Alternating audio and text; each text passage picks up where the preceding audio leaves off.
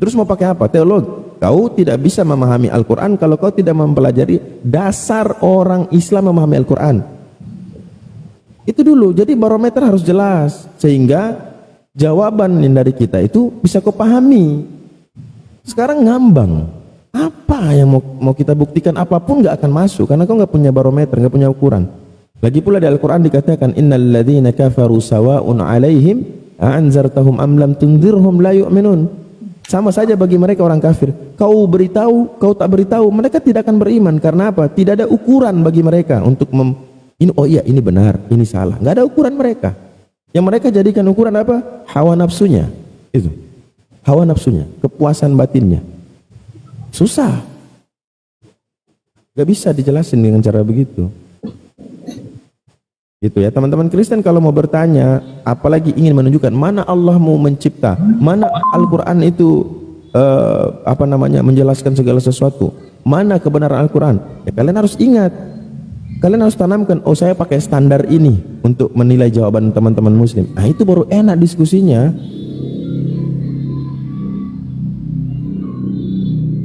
Oke, ini saya sapa dulu ya, ada Sekman.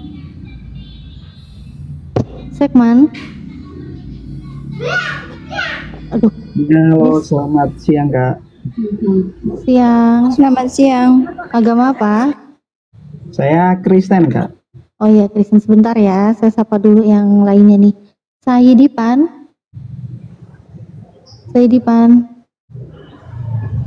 Oke, turunkan aja. Ya silakan Bak Sekman, ada yang mau disampaikan, mungkin mau lanjutin yang tadi diskusi sama Bang Abu. Ini boleh diskusi sama bertanya gitu ya? Ya. Jadi gini Kak, saya juga banyak teman-teman Islam, Muslim di pabrik atau di tempat kerja lah gitu. Terus mungkin itu pribadi mereka, tapi kebanyakan saya bertanya begini. Kalau misalnya kan saya kan masih baru nih, masih anak muda lah, masih belum tua-tua kali. Jadi saya bertanya ke mereka dari dasar, mulai dari dasar sholat, apa sih arti dari masing-masing gerakan yang bisa membuat kita melakukan gerakan tersebut, dan masih banyak lagi yang disebut-sebut. Itu yang pertama Kak. Yang kedua, sebenarnya tujuan, mohon maaf nih, kita masuk ke pewahyuan atau nanti yang akan datang lah, bisa dibilang maut lah atau kematian nanti ya, kematian jasmani. Jadi masuk ke situ. Yang saya maksud di sini adalah sesuatu yang masih belum bisa masuk ke logika saya adalah tentang yang lagi beredar di komen, dapat 72 bidadari lah, ya itulah, kok bisa sampai ke situ nanti ke kehidupan selanjutnya di agama Islam. Ini diklaim dulu kalau memang saya salah ya dapat informasi tersebut. Ya demikian Kak.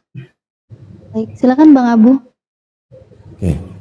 Ya, jadi ada dua pertanyaan ya terkait apa fungsi atau tujuan dari gerakan atau penjelasan pengertian dari gerakan-gerakan sholat gitu kan, kalau nggak salah ya. Yang kedua tentang bidadari tadi ya. Halo, coba Sekman dibuka aja Sekman mic-nya. Iya Kak. Ya, pertanyaan pertama tadi takutnya berisik, makanya nanti. Iya nggak apa-apa, biar konfirmasi aja. Pertanyaan pertama mengenai apa maksud tujuan gerakan-gerakan itu ya. Iya. Oke, baik. Yang saya jawab dulu yang pertama ini. Jadi Nabi SAW hanya berkata, "Sallu kama ra'aitumuni usalli." Salatlah kalian sebagaimana kalian melihat aku salat. Nah, lalu dalam salat itu ada gerakan fisik. Ya, mulai dari takbiratul ihram sampai salam.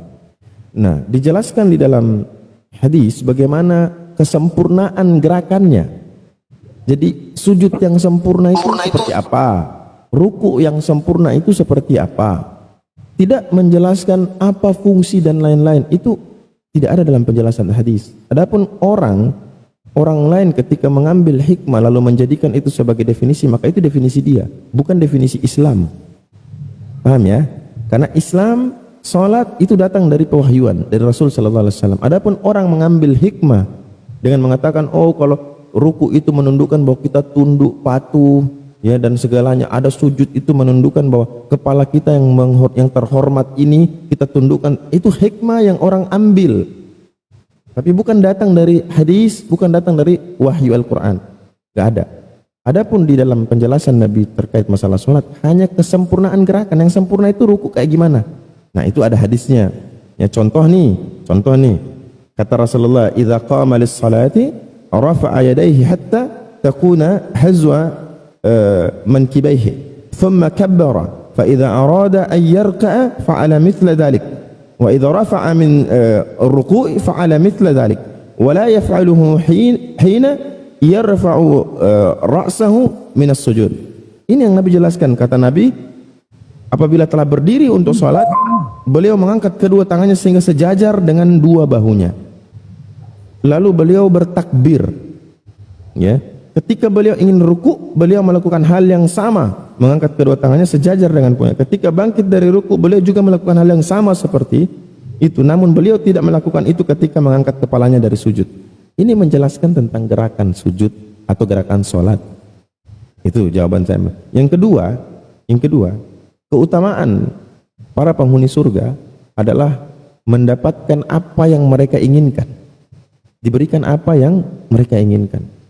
Kalaupun bukan 72, kalaupun saya umpama contoh, saya minta, ya Allah berikan saya 1000 bidadari, saya bisa mendapatkan apa yang saya inginkan. Ya, jadi itu hanya menunjukkan keinginan para penghuni surga akan dikabulkan sebagai balasan atas janji Allah. Mereka akan mendapatkan segala kenikmatan.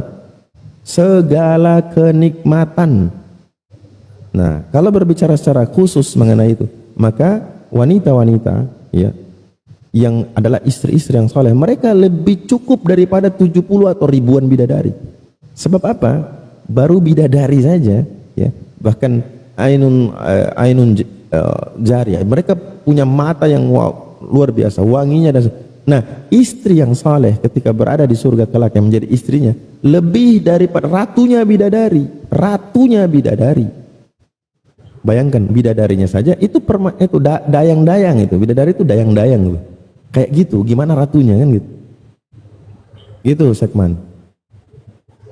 Boleh lanjut silakan, ya? Silakan.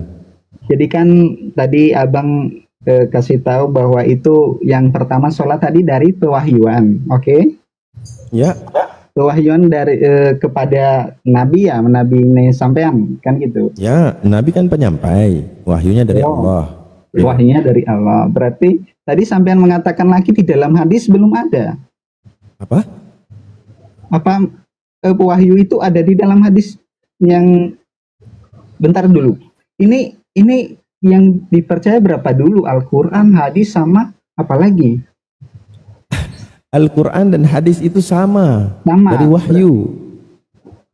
Hanya caranya berbeda, ya. Jadi Al-Quran lafaz dan makna dari Allah, sementara hadis makna dari Allah, lafaznya dari Rasul sallallahu alaihi wasallam.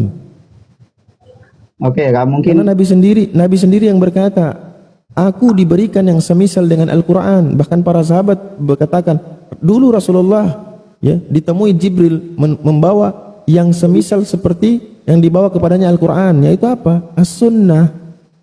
Halo Kak, sebab bentar dulu. Ya. Jadi gini, biar saya tahu dulu. Kalau di saya kan Alkitab, oke ya? Ya, Kristen cuma punya satu aja. Jadi Judaism punya Torah, ada Mishnah Torah, ada Talmud, ada Targum. Islam punya ada Al-Quran, ada hadis, ada kitab tafsir yang memiliki otoritas. Nah, Kristen punya apa? Sebentar dulu. Tidak ada, cuma satu aja, Bible. Udah, Biblos. Iya, maksud saya kan memang saya Kristen punya Bible atau Alkitab kan gitu. Jadi punya sampean mau ngomong gini apa? Punya Al-Quran, punya hadis, punya tafsiran lain atau? Ya, oke, saya jelaskan. Baik. Di dalam Al-Quran, ya, kata lain daripada as-sunnah adalah al-hikmah. Nah, Al-hikmah ini disebutkan dalam banyak ayat, ya, di dalam banyak ayat. Contoh di surah Al-Baqarah, ya, wadhkuru ni'matallahi 'alaikum wa ma anzala 'alaikum minal kitab. Yang dimaksud al-kitab adalah Al-Qur'an, wal hikmah, dan al-hikmah. Al-hikmah adalah as-sunnah. Lagi di dalam ayat yang lain, wa anzalallahu 'alaikal kitaba wal hikmah. Lagi al-kitab wal hikmah, al-kitab dan al-hikmah. Itu Al-Quran dan As-Sunnah. Lagi di dalam ayat yang lain di dalam surah Al-Ahzab, wadhkurna ma yutla fi buyutikunna min ayatillah wal hikmah. Nah, al-hikmah adalah As-Sunnah. As-Sunnah di dalamnya ada hadis, perkataan. Yang dimaksud As-Sunnah adalah perbuatan Nabi, ketetapan Nabi, perkataan Nabi. Itu disebut dengan As-Sunnah. Gitu, Sekman.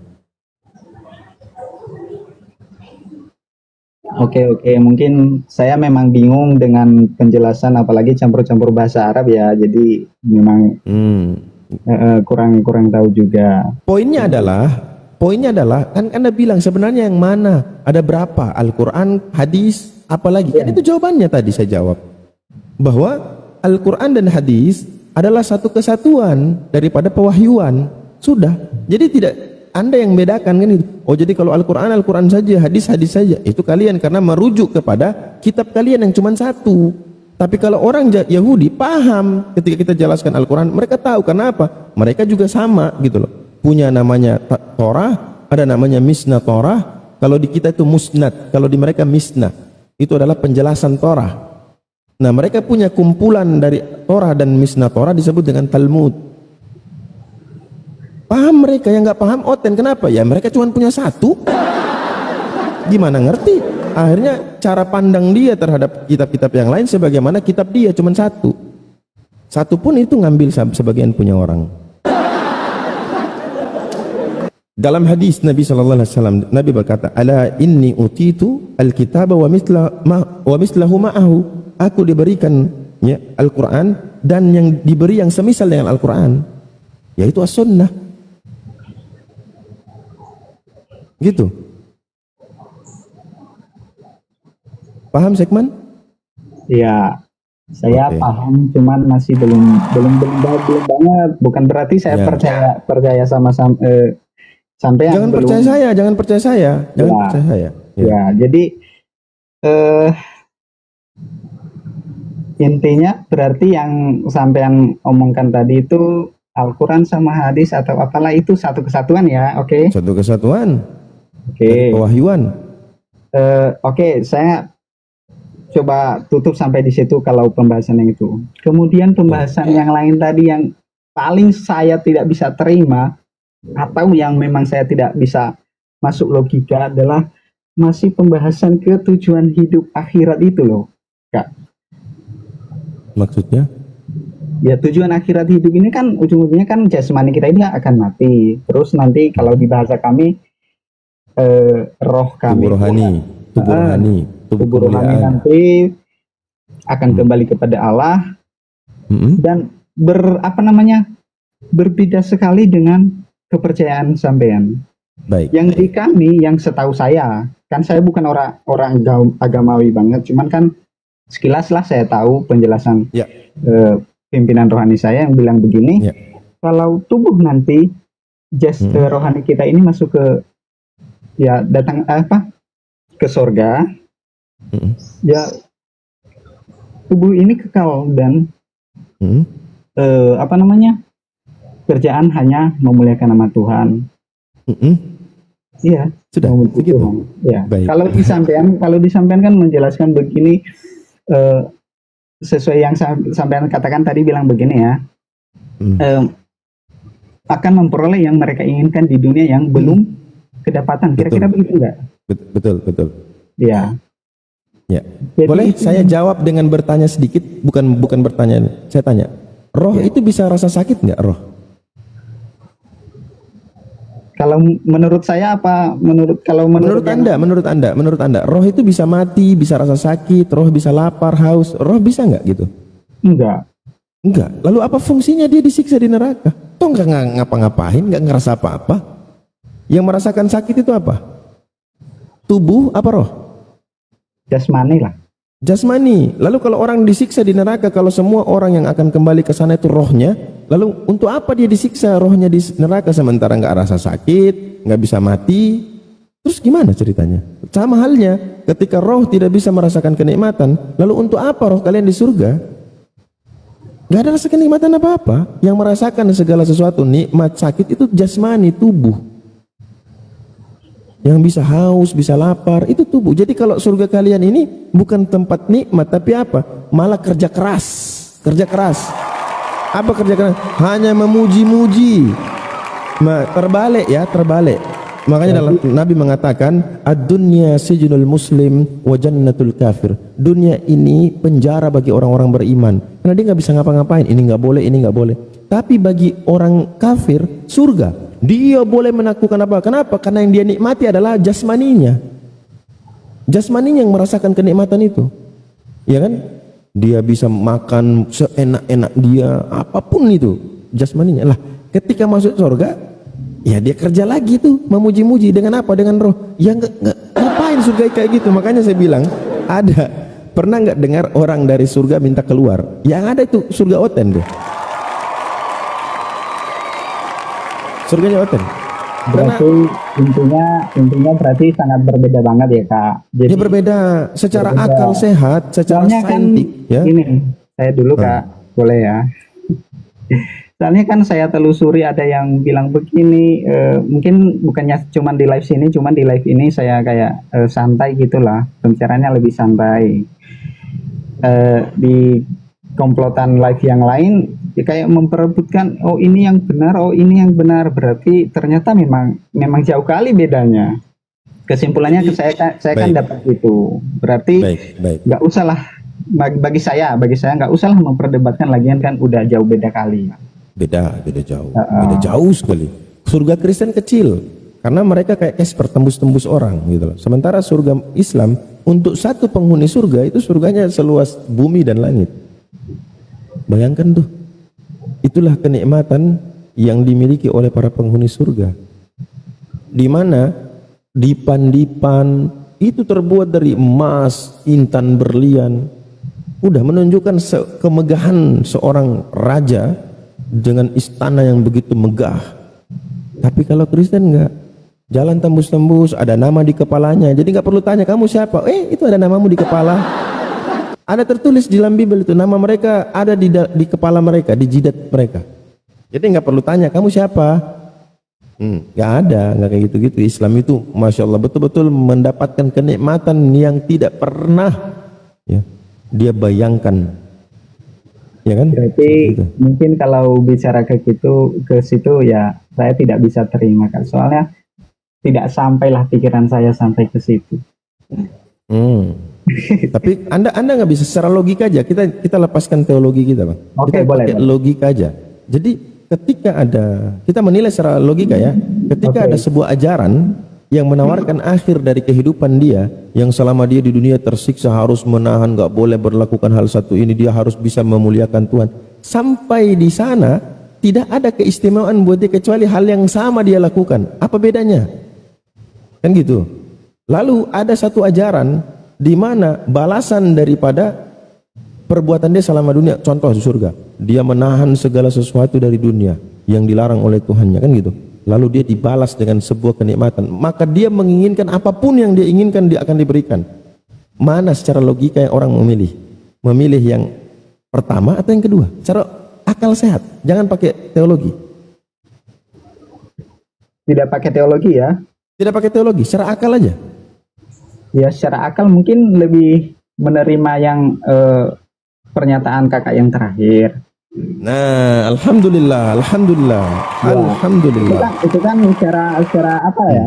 Secara apa tadi? Secara logika ya. Secara logika, betul. Secara logika. Tapi ini kan menyangkut kepercayaan dan iman. Sabar dulu. Makanya jadi konklusinya, kesimpulannya adalah iman tidak boleh merusak akal sehat. Ingat itu, iman tidak boleh merusak akal sehat. Karena apa? Pengajaran dari Tuhan itu disampaikan kepada manusia yang berakal. Ada nggak orang gila itu dikasih hukum, dikasih aturan? Nggak ada. Bahkan hukum dunia pun kalau ada orang gila, nggak mungkin dia dikenakan hukuman dalam pasal-pasal yang ada. Kenapa? Dia kehilangan akal. Kehilangan akal, maka dia tidak dibebani. Namanya juga nggak waras. Tapi kalau orang yang berwaras, yang berakal, dia akan memakai akal dia untuk menimbang, menilai mana sih yang betul-betul sejalan dengan diri saya sebagai manusia yang berakal sehat. Masa ada orang akalnya sehat menuhankan yang punya Tuhan, itu akalnya rusak itu. Rusak. Di mana-mana orang mau menjadi atau memiliki yang hanya satu-satunya, tidak boleh ada dua. Contoh nih, kalau ada produk mobil Ferrari hanya satu-satunya di dunia, lalu orang yang memiliki itu orang yang paling hebat. Kenapa? Karena dia memiliki satu-satunya di antara seluruh bumi ini, hanya dia. Tapi kalau sudah ada dua, tiga, di mana lagi kehebatan? Nggak ada. Udah nggak ada karena orang lain sudah miliki. Ini kakaknya masih bicara logika apa masih udah lari ke... Pakai logika ya? loh, pakai logika ini. Logika. Nah, ada orang menuhankan monyet. Logikanya rusak, akalnya rusak. Sebab secara logis, secara akal, monyet dengan dia nggak ada beda. Kenapa? Kenapa nggak ada beda? Monyet berasal, dia pun berasal. Iya tuh. Apalagi? Monyet mati, dia pun mati. Akal menolak. Gitu bang. Tapi intinya dengan pembahasan ini saya tidak bisa mendapatkan apa ya kak? Mungkin kalau masuk ke logika, oke lah. Ke apa namanya? Balasan yang tidak bisa kita lakukan ke dunia akan dibalas ke surga. Mungkin secara logika sih oke aja. Tapi kalau bicara ke keimanan atau ke kepercayaan mungkin belum bisa saya terima kak. Betul, itu menunjukkan yang Anda imani merusak akal sehat. Itu berarti kau salah beriman. Karena iman tuh tidak boleh mencederai akal. Itu iman yang benar. Kalau iman yang salah, dia pasti mencederai akal. Ya, itu saya aja. tanya contoh imanmu nih, berdasarkan imanmu ya. Kalau Anda melihat ada sapi melahirkan sapi, normal nggak? Ya, sapi melahirkan sapi ya normal. Betul, normal. Manusia melahirkan manusia, normal nggak? Normal. Normal. Manusia yang dilahirkan manusia normal itu Tuhan atau bukan Tuhan? Gimana pernyataan terakhir? Manusia yang Anda tadi bilang normal, manusia melahirkan manusia itu normal.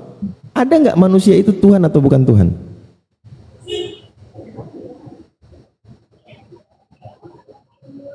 Nah, manusia melahirkan manusia normal kan? Berarti normal. Manusia. Nah, manusia itu Tuhan. Ada nggak kayak gitu? Akal bisa menerima nggak? Mungkin kalau secara Alkitabku saya terima. Secara akal tolak nggak? Tertolak nggak? Ya kalau secara yang terjadi sekarang ini mungkin saya tolak. Tertolak karena akal, iman dan akal itu nggak boleh berseberangan, ya harus sejalan. Ya tapi kan kejadian yang sekarang ini mungkin yang kejadian ataupun yang masa-masa sekarang ini itu udah nggak ada lagi kan? Maksudnya? Pertama, siapa Tuhanmu dulu? Yesus kan? Ya. Sebelum Yesus ada, dia di mana?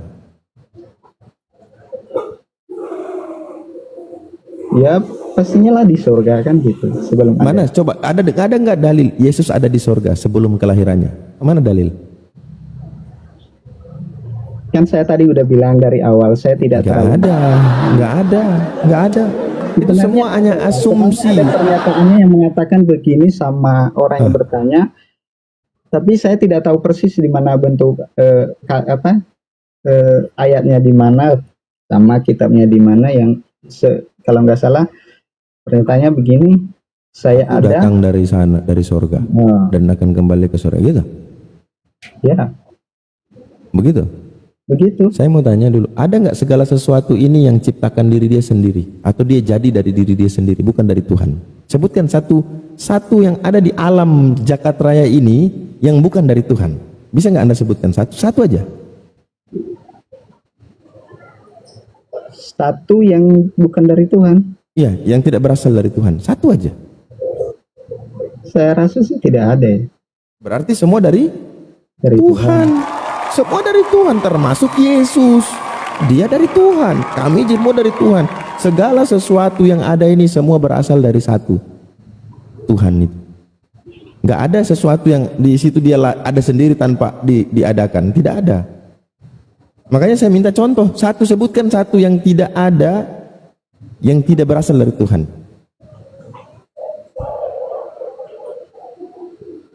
Nggak bisa kan? Jawabannya ada, kan? Memang tidak ada. Nggak mungkin, ada. Mungkin dari bumi aja kan yang kita tempat ini emang ciptaan. Semuanya dari Tuhan.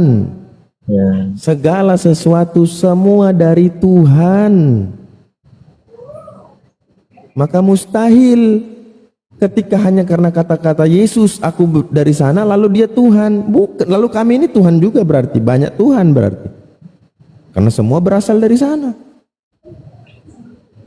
Ya kan dalam berita Injil ya tidak seperti kelahiran manusia biasa, Kak. Itu sih. Iya, proses berbeda-beda, berbeda-beda ya. Kelahiran ikan berbeda dengan kelahiran manusia. Oke? Sebentar dulu, Kak. Yang saya maksud di sini adalah Yesus ya, Tuhan Yesus lahir ya diberitakan kepada Maria kan gitu. Yohanes juga diberitakan. Ayo, bahkan nama Yohanes itu diberikan oleh Tuhan loh. Zakaria, engkau akan melahirkan seorang anak laki-laki. Berikan dia nama Yohanes Pembaptis. Baca Lukas 1 itu bercerita tentang dua kelahiran ajaib. Kelahiran Yohanes Pembaptis dan kelahiran Yesus. Pertama, kenapa ajaib? Karena Yohanes bapaknya sudah tua, mamanya mandul. Secara manusia tidak mungkin ada kelahiran atau kehamilan. Begitu juga Maria seorang perawan tidak mungkin bisa mengandung kalau tidak ada percampuran sperma dan sel telur. Tapi karena Tuhan menghendaki demikian, maka jadilah. Ayo. Tapi kan menurut saya Yesus lebih spesifik. Nah, kata tapi ini yang membuat masalah, Bang. Kata tapi ini membuat problem baru. Di mana kata tapi ini tidak bisa didukung dengan keimanan kalian. Siapa yang spesial? Semuanya spesial kok dengan keadaan masing-masing. Yohanes juga spesial, hadir dari sesuatu yang tidak mungkin lagi bisa ada, tapi dia ada. Spesial bagi Yohanes. Yesus pun spesial bagi keadaan dia seperti itu, spesial dia. Adam juga spesial, dia tanpa ibu, tanpa bapak, langsung gede. Spesial bagi Adam. Kita yang menilai tidak akan bisa mengatakan lebih spesial Yesus daripada Adam, lebih spesial Adam daripada Yohanes. Gak bisa. Semuanya spesial. Ayo. Ya intinya mungkin masih belum bisa saya terima apapun. Gak apa-apa. Saya tidak punya kewajiban untuk harus Anda yang penting terima. Kan di sini kan saya bisa tukar pikiran. Kan itu aja sih tujuan saya. Maaf, saya nggak mau bertukar pikiran sama Anda. Saya nggak mau tukar pikiran sama Anda. Ya maksudnya kan setidaknya kan saya udah tahu yang kakak jelaskan, tapi masih belum bisa saya terima, kan gitu. Iya, betul. Ya. Karena dalam Al-Quran dikatakan khatamallahu ala qulubihim wa ala sam'ihim wa ala absarihim ghishawatun wa lahum 'adzabun 'adzim. Itu fi qulubihim maradun, dalam hatinya ada penyakit. Udah. Ya itu kan menurut sana ya, tapi menurut kita di sini belum bisa lah. Kan gitu. Menurut akal sehat pun imanmu tertolak loh. Anda sendiri yang tadi menjelaskan bahwa manusia melahirkan manusia itu normal dan itu diyakini oleh akal yang sehat. Sapi melahirkan sapi, akal sehat menerima itu normal. Nah, ketika kenormalan tadi lalu Anda bantah sendiri dengan kata tapi, menunjukkan Anda gak normal.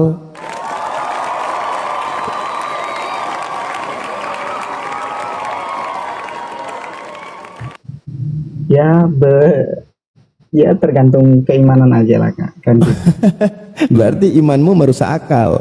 Kan saya bilang iman itu tidak bukan penilaiannya sampean. Bukan penilaian, kita semua tahu. Anda sendiri berkata bahwa manusia melahirkan manusia itu normal. Oke, normal. Sapi melahirkan sapi normal.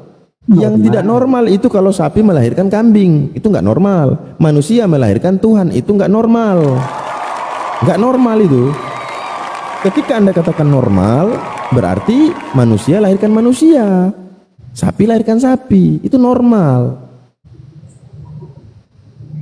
Ayo, Ya, mana yang nggak normal? Ayo. ya saya tidak bilang apa ya. Yang penting kan iman saya kan tetap iman saya. Kalau Ya. sudah yang penting pokoknya ya sudah, mau apa? Pokoknya yang penting udah. Gimana Iya. tuh Dinda Natalia? Ayo. Ya kalau yang penting imani aja ya tetap melawan Bible, tetap melawan Yesus. Yesus sendiri nyuruh pakai akal. Markus 12:30. Disuruh menggunakan segenap akal. Ya, Tapi kalau melawan akal gimana tuh Bang Abu kayak gitu tuh dari tadi? Imannya ngelawan akalnya dia. Udah lawan akal, dia lawan orang yang dia yakini, dia imani, lawan Yesus lagi. Udah lawan akalnya, dia lawan Yesus, dia lawan Bibelnya. Itulah fakta yang kita dapati di iman Kristen. berarti ini saling tidak nggak paham itu berarti ya Kak. Berarti kita udahin aja. Saya senang udah bisa ngobrol singkat sama kalian, sama kakak semua. Bang, bentar Bang, jangan kemana-mana Gimana? dulu Bang. Abang kan dari tadi bilang, kami juga apa yang dijelaskan Bang Abu tadi ya, kami Islam itu kan nggak pernah memaksa, bahkan tidak boleh memaksa begitu. Nah kalau Abang tadi bilang, nggak gini, kalau tadi Abang bilang di Abang kan nggak terima, nggak apa-apa gitu. Cuma Abang ini emangnya udah tahu konsekuensinya Abang tetap di Kristen dengan surga yang akan Abang dapatkan di dalam Kristen, pernah tahu nggak Bang? Konsekuensi gimana Kak? Konsekuensinya kalau abang ini tetap di Kristen nih, abang kan pasti dikasih tahu surga ini begini gitu ya kan di dalam Kristen. Abang udah tahu di Kristen itu surganya seperti apa dan abang mau nerima konsekuensi itu. Kalau abang tetap di Saya Kristen, siap menerima Kak. Apapun siap yang- menerima. Kalau bidadari abang tolak ya kan. Ya, Tapi kalau ada perempuan-perempuan sendal yang lebih dulu masuk ke surga, abang terima. Nggak apa-apa, nggak masalah. Terus kalau abang nggak suka sama yang namanya kedamaian di surga Islam bisa makan, abang nggak terima ya kan, karena ada kebutuhan-kebutuhan yang lain gitu kan, abang nggak terima. Padahal kalau abang nggak terima itu sama aja abang juga menolak apa yang Yesus tawarkan gitu di Lukas 22:30, bahwa kamu akan makan dan minum semeja dengan aku di kerajaanku, di kerajaan surga. Ada makan, ada minum. Tapi kalau abang tadi nolak, ternyata di sana ada makan minum, tapi nggak cuma makan minum bang. Ternyata di sana yang lebih mengerikannya lagi bang. Ya, Wahyu 12:7, maka timbullah peperangan di sorga. Mikael dan malaikat-malaikatnya berperang melawan naga. Melawan naga. Dan naga itu juga dibantu sama malaikat-malaikatnya bang. Ini ya abang pilih aja sih kalau abang memang sukanya surga yang ada perang naga, terus ditemani dengan pesendal yang lebih dulu, nungguin di surga gitu kan, nggak apa-apa gitu bang. ya kan saling tidak memaksa. Oke, berarti Nggak maksa. kan yang saya bilang, saya kan senang udah bisa ngobrol di sini, bukan. Ya, Abang tapi udah tahu ada perang naga di surganya, abang udah tahu bang?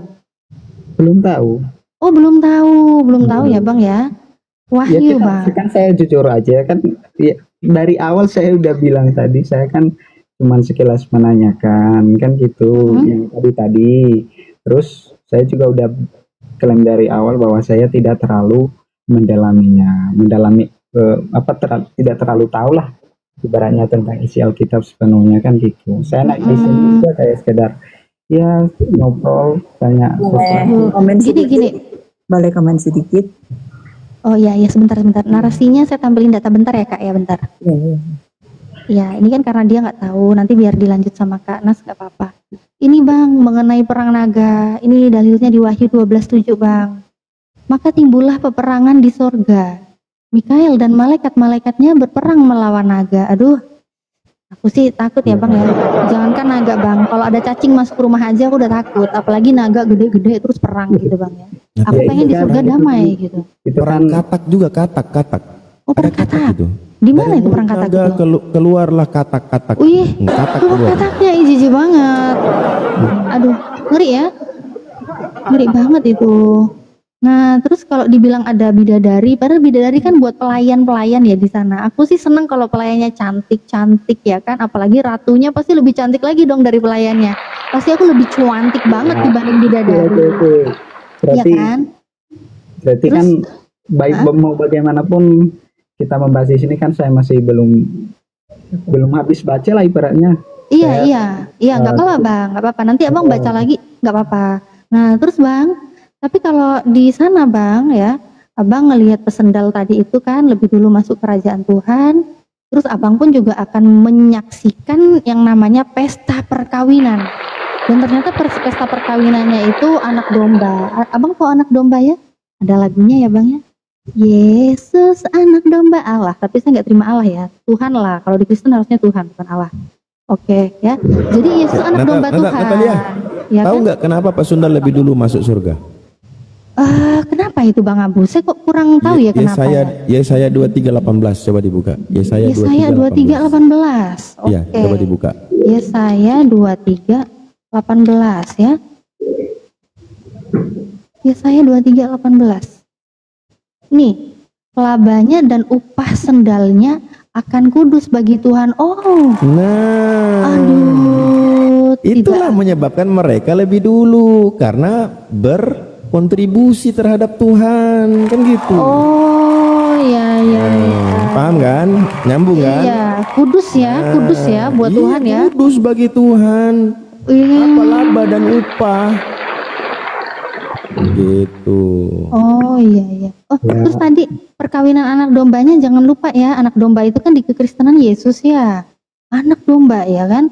Ternyata dia kawin ya. Kalau aku sih mending di surga kawin sama suamiku sendiri lah daripada ngeliatin pesta perkawinan Tuhan. Amin, kan amin, ya Rabbal alamin. Begitu. Jadi gitu Bang. Oke, itulah nanti coba ya, nanti saya akan belajar sendiri nanti gimana perkembangannya. Oke lah, kan gitu. Jadi ingat, kesombongan itu adalah sifat iblis. Apa sifat iblis? Al-kibrun, kata Al-Quran, kata Rasul. Bataral haq wa ghamtum nas. Dia menolak kebenaran lalu merendahkan manusia. Itu kesombongan. Nah, Anda secara akal dan pikiran Anda sudah menerima kenyataan bahwa ini kebenaran, tetapi karena kesombongan yang ada dalam diri Anda yang dipengaruhi oleh iblis, Anda menolak itu. Lalu merendahkan dengan berkata, ini yang saya imani. Jadi seolah-olah kebenaran tadi terbantahkan karena dasar kau cuma sudah imani yang sekarang ini. Itulah kesombongan, teman. Produk iblis tuh kesombongan. Ya, terserah abang mau klaim apa, yang penting itulah yang saya bilang kan tadi cuma sekedar sharing. Oke lah. Jadi bang, aku tahu bang, abang ini sebenarnya takut ya bang ya, takut ragu itu dosa, iya nggak? Takut kan? Kamu kalau ragu dosa, iya kan? Di Kristen kan kalau ragu dosa, cuma imani aja. Iya enggak? Ya, saya kan mau mengakhiri live ini nih, mau keluar, jadi ya segitu aja. Saya tidak mau panjang lebar, ya kan yang saya bilang dari awal kan tadi, saya senang udah bisa ngobrol santai dengan sampean-sampean gitu. Baik. Ya, sebelum Anda turun, saya mau menyampaikan sebuah permintaan saya kepada Tuhan yang saya yakini pencipta langit dan bumi yang bisa membolak-balikan hati manusia. Saya memohon kepada Allah Rabbul Izzati wal Jalal, semoga Allah membuka hati Anda supaya bisa menerima yang benar itu benar dan salah itu salah. Amin ya Rabbal alamin. Betul, kita ya, saya turun dulu ya. Oke, silakan. Saya sebetulnya mau nanya sih, sudah mau turun nggak apa-apa. Dia nggak ngerti Bibelnya juga, dia nggak ngerti imannya juga. Iya, cuma aku tadi geram aja gitu. Geram aja gitu Bang Abu kalau aku nggak tampilin apa yang dia punya gitu kan. Jadi iya.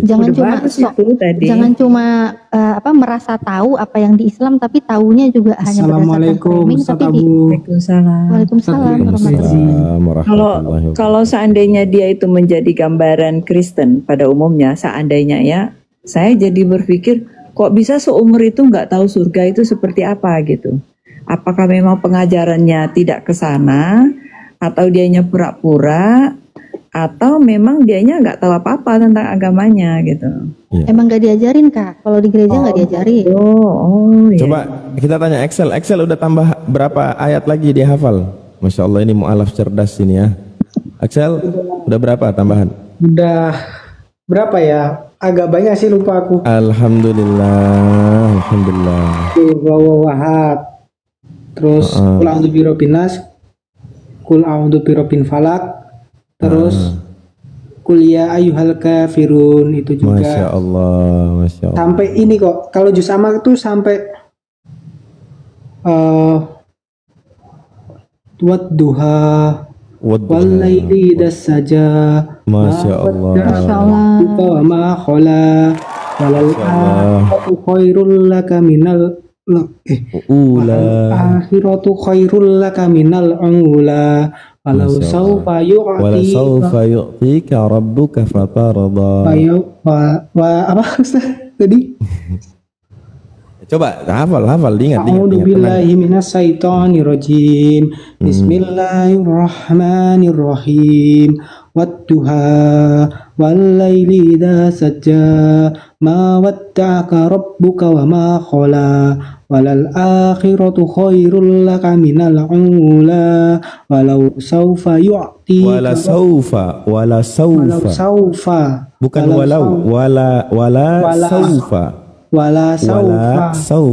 yu'tika wala saufa yu'tika rabbuka fatardo alam yajidka yatiman fa'awa wa wajadaka dolan fahada wa wajadaka ailan fagana wa ammal yatima fala takhar wa amma sya'ila fala tanhar wa amma bi ni'mati rabbika fahaddis. Masya Allah, Masya Allah. Belum ada sebulan ya? Belum sebulan ya? Belum. 2 bulan. Oh sudah sebulan. Oh sudah 2 bulan. Masya Allah. Belum ada sebulan deh. Belum ada sebulan lah. Belum sebulan. Belum ada sebulan lah. Belum sebulan. Masya Allah. Inilah. Ini kualitas para mu'allaf, cerdas-cerdas semua. Dinda Natali, Excel, yang lain. Masya Allah. Dan juga sudah, alhamdulillah sudah ini, udah hafal surat apa? Bacaan sholat. Masya Allah, alhamdulillah. Bacaan sholat, alhamdulillah udah hafal. Alhamdulillah. Tuh beliau datangkan guru ngaji ke rumah, yang di dalam rumah itu bapaknya masih Kristen, mamanya masih Kristen. Ini sudah terguncang Ustaz dia. Sudah terguncang, alhamdulillah sudah terguncang. Masya Allah, ya aku merinding, Udah tanya-tanya Sudah terguncang, aku pun merinding. Sama Ustaz yang guru ngajiku di rumah kan gini kan, dia juga. Iya. Bapak itu ini kok kagum gitu, kok nggak mau dibayar, nggak mau di ini. Kan aku bilang kan, udah aku bayar ini bro, nggak usah, ikhlas. Ini tuh malah aku nanti itu dari pahala jariah ini tuh nggak akan terputus Masya nanti Allah, tuh, gitu kan. Masya Allah. Iya. Terus ya diperhatiin bapak terus sebenarnya tuh, diperhatiin, dengerin gitu. Dia terguncang, terus tanya terus. Ini insya Allah ini paling habis Lebaran. Dia Insya Allah, Masya Allah. Belajar Bible lagi nih soalnya, dibaca terus Biblenya kan. Dibaca. Itu insya Allah sih habis Lebaran nih dia. Aku bilang Insya gini, Allah, Pak. Insya Allah. Aku juga bilang ke bapak gini, Pak, jangan lama-lama. Umur ini nggak tahu, aku bilang. Masya Allah. Kalau semuanya kamu sudah percaya Allah itu satu-satunya dan Nabi Muhammad utusan Allah, Nabi Isa pun juga utusan Allah, kenapa nggak langsung disyahadatkan? Kalau nunggu besok